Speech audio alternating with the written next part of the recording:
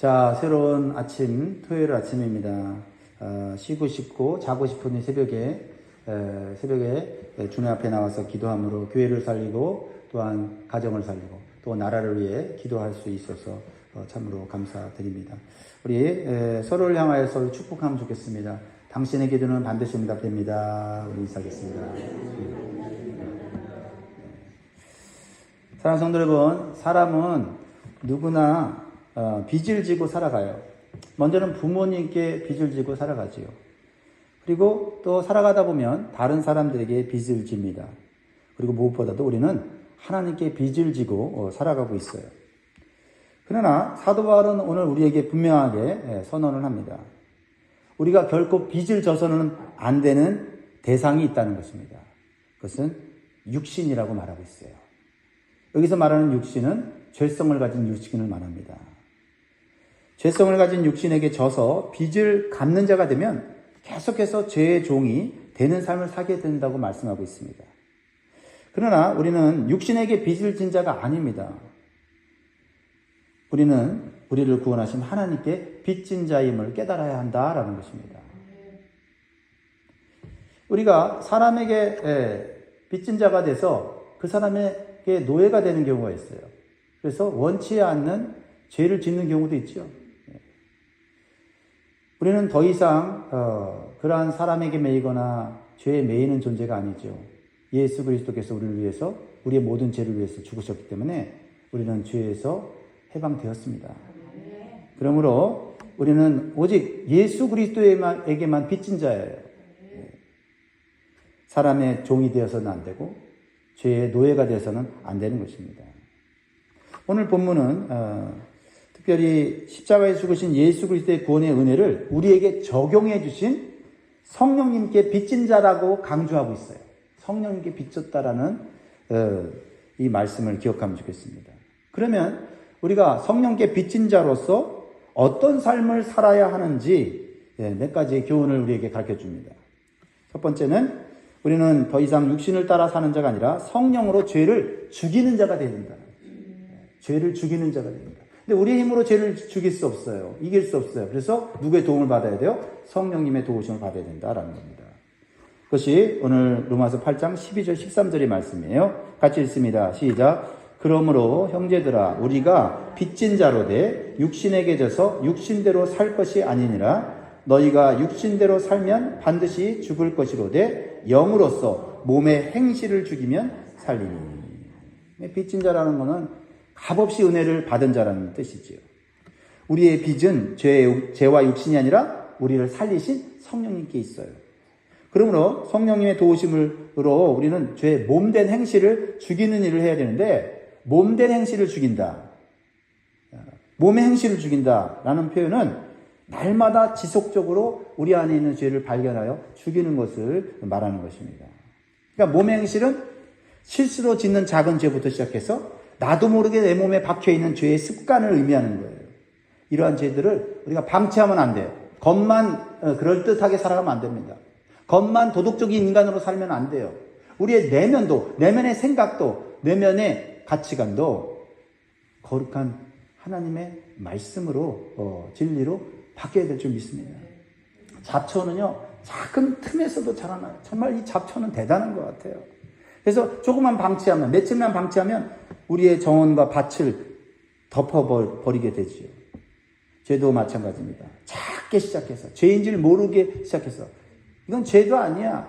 이 정도 죄는 다른 사람도 짓는 거야 라고 하면서 내버려둔 그 죄가 결국 우리의 삶 전체를 무너뜨리게 되는 거죠. 진리를 타협하게 되고 하나님의 말씀을 내가 판단해서 이건 지킬 것, 지키지 않을 것, 이러면서 내가 하나님의 자리에 오르게 되는 것입니다.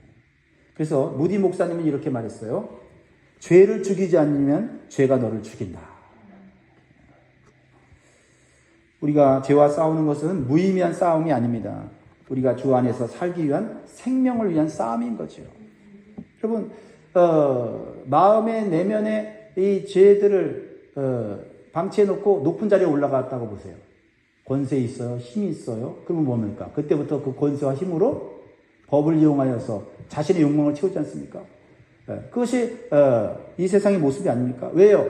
죄를 다루지 않으면 우리가 겉으로 아무리 사람들이 부러워할 만한 삶을 살아도 결국 그 인생은 망하게 된다라는 겁니다.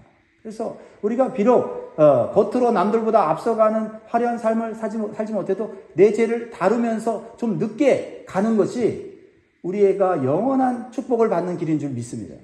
그래서 다른 사람과 비교하면서 자꾸 조급해지지 마세요. 아, 내가 이 나이가 됐는데 난 이 정도밖에 안 됐나? 그런 세상적인 기준에 조급해하지 마세요. 왜요? 이 세상의 그런 기준과 가치가 자꾸 우리를 그렇게 평가하잖아요. 그렇죠? 우리도 때때로 이렇게 예수님 믿으면서도 우리의 가치와 기준을 그런 세상적인 것으로 두면서 우리가 그것을 서로 자랑하고 서로 칭찬해 주지 않습니까? 그래서 우리가 구하는 것이 세상의 것이 될 때가 있지 않습니까? 그러나 우리는 하나님 말씀을 통해서 다시 한번 자꾸 돌아가야 돼요. 그래, 내가 뭘 자랑하는가? 내가 뭘 사랑하고 있는가? 내가 뭘 인정받으려고 하는가? 그렇습니다. 우리가 자녀를 통해서도 그렇죠. 사실 이민자들이 대부분이 자녀 양육 잘하려고 오는 거예요. 그런데 그 자녀 양육 잘하려고 하는 것이 변질이 되죠. 자녀가 잘 돼서 내가 사람들 앞에서 어깨 펴고 다니고 싶은 그 마음. 아니죠. 진정으로 우리가 하나님 안에서 진리를 알게 되면 내 뜻이 아니라 하나님의 뜻이 우리 자녀들에게 이루어지기를 바라고, 내가 원하는 방향이라 하나님이 원하는 방향으로 가기 때문에 우리 자녀들이 하나님이 원하시는 비전을 갖게 하는 거죠. 그러니까 자녀들이 말이죠. 다 대통령이 되고 다 장관이 되고 다 의사, 변호사 막 이런 게 되는 것이 아니라 때로는 이름도 없이 빚도 없이 선교사라도 헌신하는 것이 하나님 뜻이면 내어드릴 수 있어야 되고 말이죠. 그리고 우리 자녀들이 또 우리가 부모가 원치 않는 그러한 또 길로 간다 할지라도 그 길이 죄를 짓는 길이 아니라면 그 길을 지지해주고 후원해주고 기도해주고 격려해주는 거죠. 그래야 이 세상이 조화롭게 되는 거 아니에요? 운동하는 사람도 있고 예술하는 사람도 있고 음악하는 사람도 있고 정치하는 사람도 있고 과학하는 사람도 있고 가르치는 교수도 있고 이렇게 다양한 사람이 있어야지 한쪽 방향에 있는 사람들만 생긴다고 하면 이 세상이 어찌 함께 더불어서 혜택을 누리겠습니까? 그러니까 우리 자녀가 세상 기준으로 사는 것이 아니라 하나님 기준으로 살 수 있도록 하기 위해서 우리의 마음에 있는 욕심을 내려놔야 된다 이 말이죠. 그렇습니다. 사랑하는 성도 여러분, 성령 안에서 우리 안에 있는 분노, 정욕, 게으름 같은 옛사람의 습관을 우리는 날마다 죽여서 죄와 타협하지 말고 오직 진리를 따라서 말씀을 따라 살도록 힘써야 될 줄 믿습니다. 두 번째 주시는 교훈은 우리는 종이 아니라 성령으로 입양된 하나님의 자녀로서 당당하게 살아야 합니다. 14절을 봅니다. 같이 읽습니다. 시작. 무릇 하나님의 영으로 인도함을 받는 사람은 곧 하나님의 아들이라. 하나님의 영 성령이죠. 하나님의 아들, 하나님의 자녀는 무엇으로 증명돼요? 성령의 인도함을 받느냐 안 받느냐. 여러분 성령의 인도함을 받고 있습니까? 여러분 하나님의 자녀예요. 비록 여러분들이 하나님의 자녀로서 성령의 인도를 100% 순종하지 못하지만 성령의 인도하심이 여러분이 느껴지지 않습니까? 오늘도 새벽에 여러분 이 새벽에 주님 앞에 나와 기도하는 것은 성령의 인도 아닙니까? 여러분이 그냥 마음대로 나온 겁니까? 아니잖아요. 사실 성령의 인도가 없으면 그냥 침대에 누워서 자면 좋겠죠. 근데 왜 눈이 떠집니까? 왜 갈등하면서 갈까 말까 하다가 옵니까? 성령의 인도가 우리 안에 있는 거죠.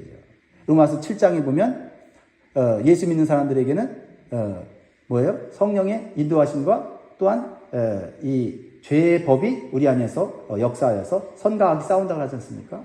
그런데 성령을 인지한 자는 선을 붙잡고 악을 이기는 줄 믿습니다.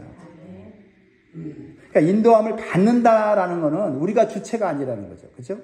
성령께서 우리의 삶에 주체가 되어 주신다는 거죠. 그러니까 우리가 이렇게 하려고 하는데 하다 보면 내가 원했던 대로 안 가고 성령께서 원하시는 대로 갈 때 그게 복받은 사람인 줄 믿습니다. 내 마음의 이 욕심과 죄성은 이렇게 선택하고 싶은데 기도하고 말씀 듣고 나니 다른 방향으로 가게 되는 것. 성령의 인도함을 받는 거죠. 그런 삶을 사는 것이 하나님의 자녀라라는 것입니다. 그래서 성도는요, 종의 영이 아니라 양자의 영을 가진 하나님의 자녀다라는 거예요. 이게 굉장히 중요한 말씀이에요. 15절 보세요. 너희는 다시 무서워하는 종의 영을 받지 않냐고 양자의 영을 받았으므로 우리가 아빠 아버지라 부르짖는다. 종과 아들은 천지차이예요. 종은요 항상 주인을 두려워하여서 주인의 명령에 무조건 복종해야 됩니다. 왜요? 죽일까봐. 로마 시대의 노예는요 그 주인에게 생명이 달려있어요. 주인이 사소한 일로 마음이 안 들어서 쟤 죽여 그러면 죽었단 말이에요. 그러니까 종들이 불합리해도 그냥 무서워서 복종하는 거예요. 얼마나 불행한 삶입니까? 그런데 아들은 주인을 아버지라 부르기 때문에 아버지의 모든 것을 다 누리는 거예요. 실수를 했어도 잘못했어도 아버지 잘못했습니다 그러면 아버지가 용서해주고 다시 그 아들을 사랑해주는 겁니다. 그것을 비유하는 거예요 지금 사도 바울이요. 그래서 아들이 아닌 자를 종이 아니라 아들로 삼아주시는 이 양자의 축복은 엄청난 특혜를 주시는 복인 줄 믿습니다. 우리 원래 아들이 아니에요. 하나님의 딸이 아니에요. 자녀가 아닙니다. 그런데 예수 그리스도를 통해서 하나님의 아들이 된 거죠. 그러니까 예수님이 얼마나 마음이 넓은지 몰라요. 예수님이 나만 하나님의 아들이야 라고 했으면 누가 아들이 되겠습니까? 누가 딸이 되겠습니까? 근데 예수님은 하나님의 아들이신 것에 그 사랑과 은혜와 축복을 알고 있기 때문에 너희들도 이런 사랑과 은혜와 축복을 누려라. 얼마나 우리가 믿는 하나님은 너무나 좋으신 분 아닙니까? 그 은혜가 너무나도 생각하면 참 기가 막혀요. 우리가요 아무리 남한테 잘해준다 해도 그 잘해준 사람을 아들로 딸로 생명을 바치면서 사랑하지는 않지 않습니까? 근데 우리 예수 그리스도의 사랑은요 좋은 것만 주는 게 아니라 자기 생명을 바쳐서 아들 자녀 삼으시려고 애쓰시고 힘쓰시고 희생하신 은혜 아닙니까? 그 은혜를 우리가 잊어버려서야 되겠습니까? 세상 것 때문에 내 욕심 때문에 어떤 세상의 어떤 사상 때문에 우리가 이 하나님의 주신 이 자녀의 은혜를 잊어버려서 되겠습니까? 안 되죠. 차라리 그런 거 포기하고 차라리 내가 당하고 내가 하나님의 자녀의 특권을 누리는 게 낫지요. 로마 시대에 입양된 아들은요 친아들과 같은 권리를 가졌어요. 그래서 그 아버지의 모든 것을 상속받을 수 있게 되었다는 겁니다. 그래서 C.S. 루이스는 이렇게 말했어요. 하나님께서 우리를 자녀로 부르신 것은 단순히 죄를 용서하시기 위해서가 아니라 우리를 그분의 가족으로 삼으시기 위함이다. 하나님의 가족이 된다. 하나님처럼 된다는 거. 그래서 피조물에 불과한 우리가 종이 아니라 하나님을 아빠, 아버지로 부르게 된 겁니다. 그러므로 우리가 기도할 때 담대하게 정말 감격스럽게 하나님의 이름을 불러야 돼요. 하나님을 불러야 돼요. 아빠, 아버지. 이게 저절로 된 게 아니단 말이에요. 이게 엄청난 은혜단 말입니다. 마음껏 필요한 것을 아빠, 아버지에게 구하시기 바랍니다. 믿음으로 구해야지. 종의 그런 자세로 구하는 게 아니라 아들의 자세로 구할 때 하나님의 그 믿음을 보시고 축복해 주시는 거예요. 여러분, 종의 두려움에 묶이지 말고 자녀의 당당함으로 은혜의 보좌 앞에 자주 나오시기 바랍니다. 그리고 우리가 실수하고 부끄러운 모습 보일 때도 우리는 마귀의 속삭임에 넘어지면 안 돼요. 성령의 음성을 듣고 일어나야 됩니다. 야, 네가 예수 믿는 사람 맞냐? 네가 하나님 자녀 맞냐? 아예 너는 이제 글렀어. 하나님 널 버릴 거야. 라는 마귀의 속삭임이 아니라 그럼에도 불구하고 예수 그리스도의 그 피로 너를 구원하여 자녀 삼았으니 결코 너가 내 자녀가 된 것은 변경되지 않는다. 라는 성령의 음성을 들어야 돼요. 16절 같이 있습니다. 시작. 성령이 친히 우리 영과 더불어 우리가 하나님의 자녀인 것을 증언하시나니. 그러므로 여러분이 지금 어떤 상황이 있든지 어떤 불행 가운데 세상적인 관점에서 여러분들이 어떤 힘든 가운데 있다 할지라도 여러분이 일어설 수 있는 것은 내가 지금 하나님의 자녀인 것을 잊으면 안 돼요. 하나님의 자녀는요 결국 하나님의 불행 가운데 끝까지 내버려 두지 않아요. 고난 가운데 끝까지 방치해 주지 않습니다. 우리는 부끄러운 모습을 가졌다면 회개하고 다시 일어나서 하나님 앞으로 나아오면 하나님은 안아주시고 품어주시는 줄 믿습니다.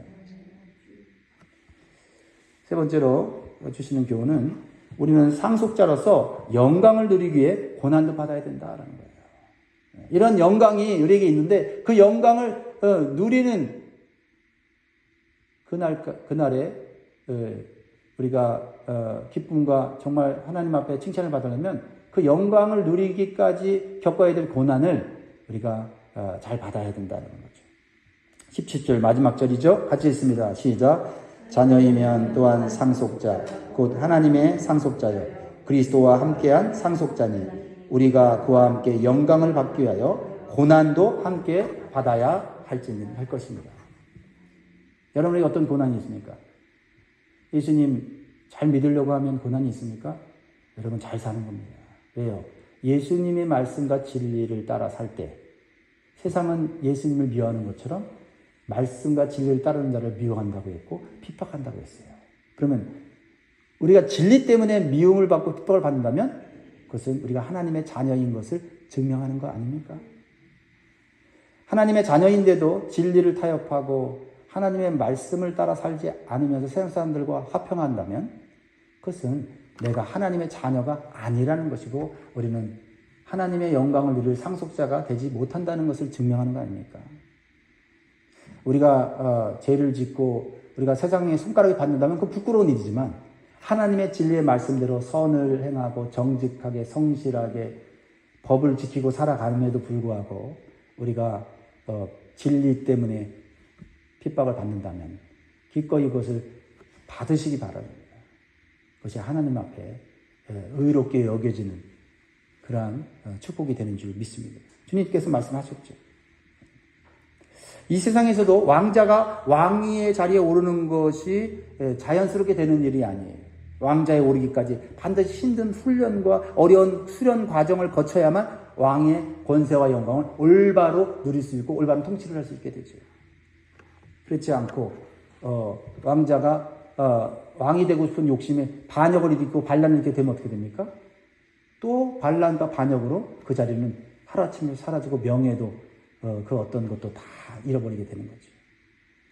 성도는 고난을 통해서 장차 받을 하나님의 영광을 준비해야 합니다. 영광을 받기 위해서는 합당한 성품과 인격을 준비해야 된다는 거죠. 우리의 삶에 고난이 찾아올 때 그리스도와 함께하는 동행의 길로 받아들여야 될 줄 믿습니다. 예수님께서도 고난 받을 이유가 없는 예수님께서도 이 땅 가운데 십자가로 고난 받으심으로써 하나님께 영광 돌리고 하나님께서 그를 하나님 보좌 우편에 앉히셨다고 말씀하고 있어요. 이게 그리스도께서 가야 하는 그 길은 바로 우리도 가야 하는 길임을 말하고 있어요. 그래서 크리스찬인 거죠. 그리스도를 닮아가는 자. 다이아몬드는 땅속 깊은 곳에서 고온과 압력을 견뎌야만 아주 빛나는 보석이 됩니다.